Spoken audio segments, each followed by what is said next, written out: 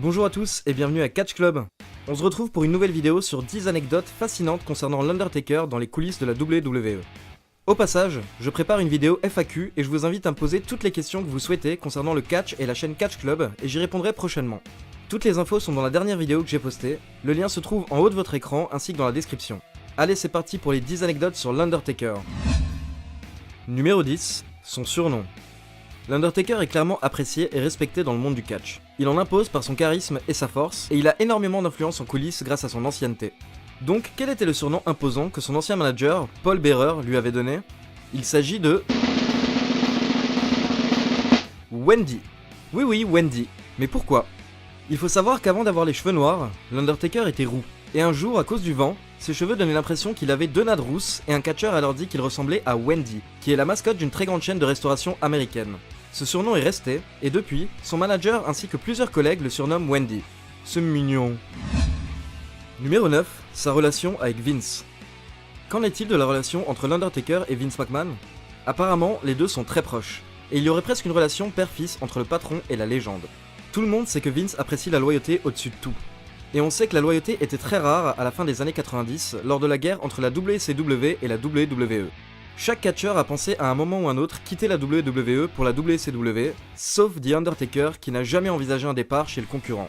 Pour lui montrer sa gratitude, Vince a plus ou moins couronné l'Undertaker comme roi des vestiaires, disant aux catcheurs de d'abord voir The Undertaker quand ils ont un souci, avant d'aller voir Vince. Le Deadman était un peu comme le chef du syndicat officieux des catcheurs et faisait en sorte de garder la paix dans les vestiaires pour le patron. Numéro 8, les politiques en coulisses. À la WWE, il faut savoir gérer les politiques en coulisses. Et l'Undertaker, qui est plutôt connu pour ne pas se mêler du booking, a parfois utilisé son pouvoir en coulisses afin de modifier des fins de match. Quand Vince lui a annoncé qu'il devrait perdre clean face à Brock Lesnar à Unforgiven en 2002, il a simplement répondu à Vince « je le sens pas trop, non ».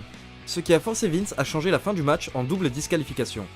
À un moment durant sa carrière, il a également informé les officiels qu'il refusait catégoriquement d'abandonner dans un match. Il veut bien perdre, mais il refuse que son personnage perde par soumission. Et en tant que légende suprême de la WWE, il a un droit de veto sur tous les éléments qui concernent son personnage, au point où les scénaristes l'appellent d'abord personnellement, avant d'avancer sur les rivalités qui le concernent, afin d'être sûr qu'il donne son accord. C'est ce qu'on appelle être un big boss. Numéro 7. Avoir étranglé Kurt Angle. Ne jamais réveiller le Deadman. Ceux qui ont vu mes vidéos top 10 voient de quoi je parle. L'histoire entière est disponible dans ma vidéo top 10 des bagarres en coulisses partie 2. N'hésitez pas à y jeter un coup d'œil, le lien est dans la description de la vidéo. Pour résumer, les lutteurs étaient dans un avion et Kurt Angle s'amusait à lutter avec Vince McMahon qui pensait être plus fort que Angle alors que Kurt est un ex-champion olympique quoi. Ces derniers faisaient beaucoup de bruit, ce qui a réveillé l'Undertaker qui a cru qu'Angle était en train d'attaquer le patron. Il a donc sauté sur Angle et l'a étranglé, le mettant dans les vapes en quelques secondes. L'Undertaker s'est excusé par la suite, une fois qu'il a réalisé son erreur. Numéro 5.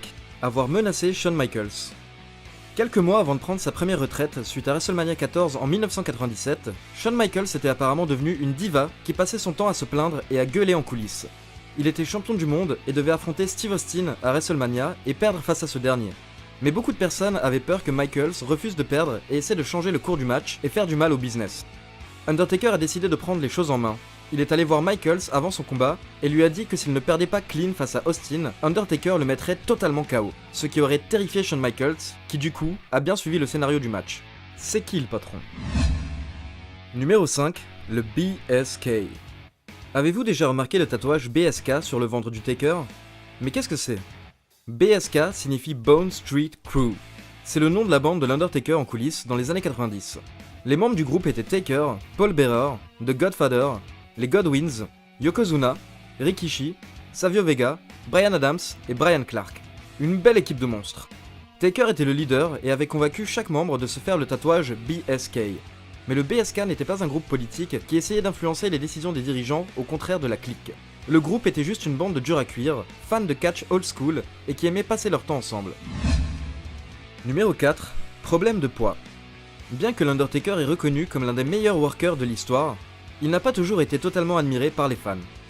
En 2000, quand il a fait son retour avec son personnage d'American Badass après une longue absence, il avait pris pas mal de poids, et certains le considéraient même comme étant gros, en tout cas par rapport à ce qu'il était auparavant. Il négligeait son travail dans le ring, et au lieu d'être adulé par la communauté des fans de catch, il était plutôt détesté à cette époque. La qualité de ses matchs avait fortement baissé, et beaucoup de journalistes et de fans lui ont fait remarquer.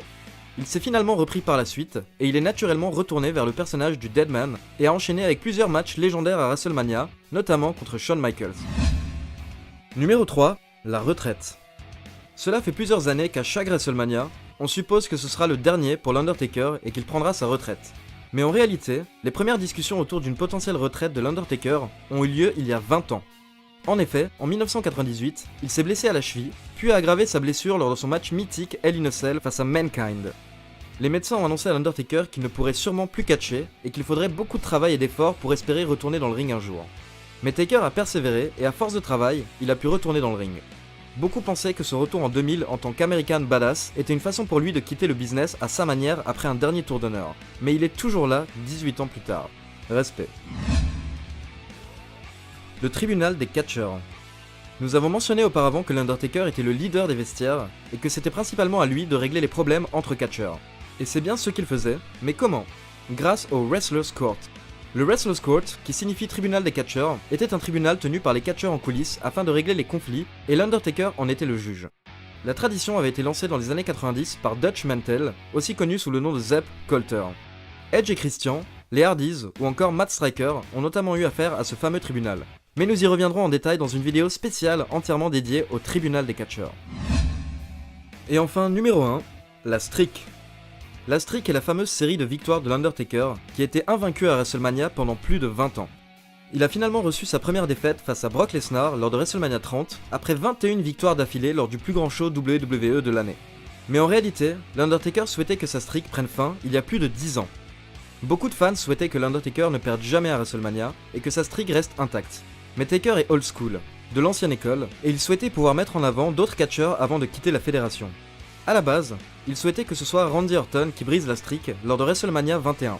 Et depuis, il avait suggéré d'autres noms pour le battre comme Kurt Angle, Wade Barrett et même Mark Henry. Il voulait être sûr qu'un jeune talent puisse bénéficier de sa grande carrière en le battant. En effet, une victoire contre l'Undertaker donne une crédibilité énorme à toute jeune star, c'est pour ça que Reigns a été choisi pour être le second à vaincre l'Undertaker lors d'un match à WrestleMania. Encore une fois, respect au Taker qui souhaite mettre en avant la prochaine génération. Voilà, c'est fini pour ce top 10 concernant l'Undertaker. Alors bien sûr, il existe beaucoup d'autres anecdotes le concernant, mais j'ai mis ici les 10 qui sont le plus connus et les plus intéressantes. Dites-moi ce que vous avez pensé de ces anecdotes dans les commentaires, et comme d'habitude, likez la vidéo et n'hésitez pas à la partager pour soutenir Catch Club.